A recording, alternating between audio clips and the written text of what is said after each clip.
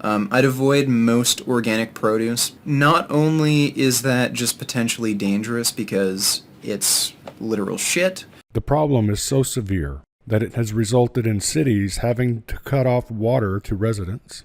Hello, so I'm just going to make a very brief video today because of what I've just stumbled across. But you know how I've mentioned before on my channel probably a couple of times about when certain people want to source organic plant material, that it's not possible without the help of animal manure. Well, we have certain vegans like Vegan Gains who actually tells people to not eat organic for that reason. I mean, can you believe this? How low can you stoop? It's like the answer to all of these problems is so simple, really. It's all about regenerative farming, the symbiosis between plants and animals, like the method that's ancient, that's always worked, that's never caused any issues, and now all of a sudden we've got animal factory farming and monocrops. I don't agree with either. They're disgusting. So, the answer to this isn't kind of like, well, problem solving over the problem, like we often do as human beings. It's we create the problems and then we have to solve them. But if we cut corners, it's just not sustainable. And this is kind of a classic example. But anyway, check this out. Let's listen in on Kill Cult Minions Richard from Vegan Gains, along with one of his followers, Michelle Lowe, as they muse over their well-thought-out ethical superiorities. This is a crop of rapeseed, and I've had a lot of comments saying, oh, it's a monocrop, and it's been sprayed, blah, blah, blah, blah, blah, blah. Vegan Gains has said recently that vegans shouldn't buy organic products because organic is not vegan. The organic thing, that is something that you can choose to avoid. I'd avoid most organic produce because they do use a heavy reliance on manure. Not only is that just potentially dangerous because it's literal shit, but doesn't understand how life works, these natural life cycles, the symbiosis between animals and plants. You are indirectly making it easier for the meat industry to be profitable. So for that reason, I'd say avoid organic. If organic products are fertilised by manure, then there is obviously a buy-in to the animal farming industry. But if a product isn't organic and it's fertilised by another means, then what is that other means? Fixed ammonium nitrate, because the soil is dead.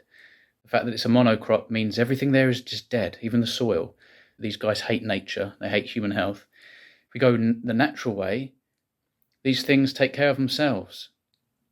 Life, death, and the symbiosis between the two. You can't have one without the other. But vegans seem to completely fail to understand this whole concept, which, veganism doesn't exist for that reason. Yeah, it just goes to show how low certain vegans will stoop, Just buy the synthetic crap, we'll take our synthetic pills, we'll live in synthetic, sophisticated society, and we'll have our own ethics and morals, and we'll be on our high horse about it. It just goes to show, doesn't it? And how brainwashed like some of these vegans are. They're confused. They're actually questioning these things. Yet they can't figure out why it's a problem, Anyway. Well, I must say that's uncharacteristic of a vegan kill cult member to ask such questions, but I'm so glad you asked, Michelle. You see, until the 20th century, farmers relied on nature's ancient method of providing sufficient nutrients to crops by relying upon organic litter, manure from grazing ruminants, and soil microbes. But then, in 1909, German physical chemist Fritz Haber, now infamous for his work weaponizing poisonous gases during World War I, developed a high-temperature, high-pressure process to fix atmospheric nitrogen in his lab. Another German chemist, Karl Bosch, soon after expanded Haber's process to a factory scale, known as the Haber-Bosch process, the industrial fixation of nitrogen that combines atmospheric nitrogen and hydrogen from natural gas into ammonia, the basis for all synthetic nitrogen fertilizers. All these years later, because of the constant tillage and the ongoing and constant spraying of countless vegan-supported synthetic fertilizers, poisons, and pesticides, farmers' fields are largely sterile plots of dirt. Yeah, dirt. We haven't got soil anymore. It's not alive. It's just dead dirt. They are lacking the carbon and microbial ecosystem characteristic of healthy soil. Both because and in spite of this pickle this has put them in, the farmers feel compelled to continue to apply these deadly and destructive synthetic industrial fertilizers. Because tilled soil is hydrophobic and these industrial fertilizers contain large amounts of synthetic nitrogen, heavy rains cause agricultural runoff into waterways that end up flooded with synthetic nitrogen, which results in the formation of massive and toxic algae and bacterial blooms.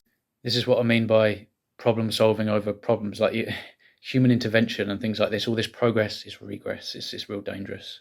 That threaten drinking water, kill aquatic life, and pose dangers to children, pets, and livestock. The most common and visible algae bloom in fresh water are the cyanobacteria, sometimes called blue-green algae. Cyanobacteria are single-celled organisms that produce the liver toxin microcystine, and they naturally exist in fresh or salt waters. But when vegan-supported fertilizers are washed into the water, the bacteria population grows unnaturally fast. This is called a harmful algal bloom, and it forms a visible film on the surface of the water, which blocks out the sunlight from other organisms such as coral and aquatic plants, which depletes oxygen levels in the water. Once the algal bloom runs out of resources and dies, it sinks to the bottom where bacteria go to work on it. This decomposition process removes even more oxygen from the water, which kills trillions and trillions more fish and other aquatic life.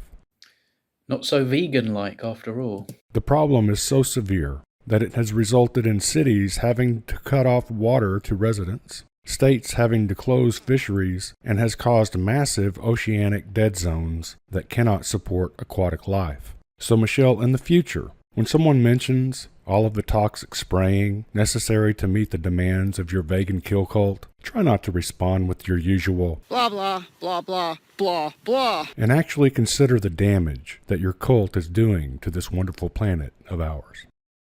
So true. Go and check this guy out. He's actually got really great little videos. I'll link it in the description below. Cheers, guys.